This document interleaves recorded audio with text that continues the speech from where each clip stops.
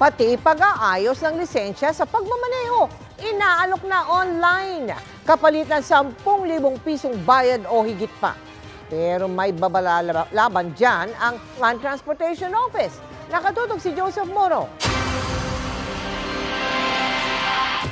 Nagkalat sa social media ang mga nag-aalok ng umunoy hassle-free na pag-aayos ng driver's license.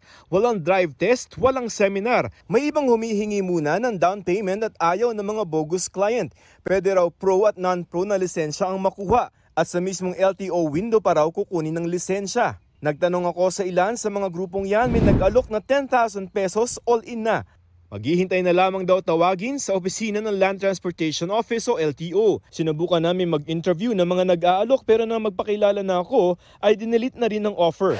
Pero bawal daw ang mga offer na ito, sabi ng LTO. Sabi ng LTO kung tutusin mabilis lamang ang pag-a-apply ng driver's license at kaya itong gawin sa isang araw. Nasa 700 pesos lamang ang kabuuang gastos para sa mismong lisensya. Pag kayo ay nalaman na may collusion between the fixers and you, that's 20,000 na penalty po. Plus the fact na hindi pa po kayo mabibigyan ng lisensya. Sabi pa ng LTO, hindi ka rin nakakasiguro sa lisensyang makukuha mo. Ang karamihan po sa nangyayari, ang sinasabi, yung license number nila na binigay sa kanila, totoong merong lisensyang yun.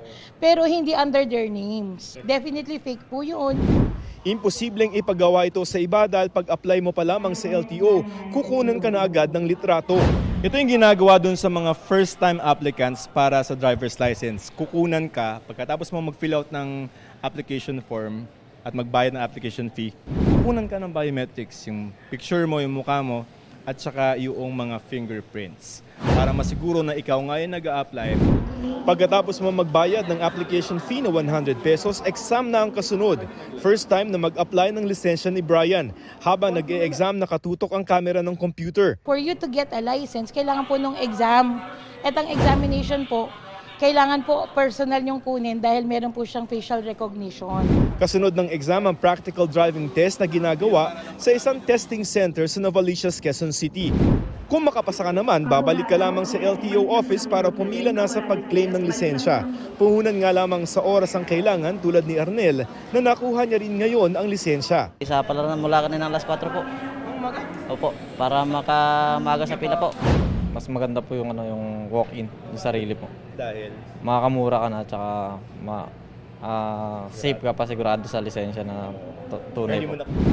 Para sa GMA Integrated News, Joseph Morong, nakatutok 24 oras. Hindi natutulog ang mga balita. Kaya para sa pinakasariwang balita, mag-subscribe kayo sa aming YouTube channel.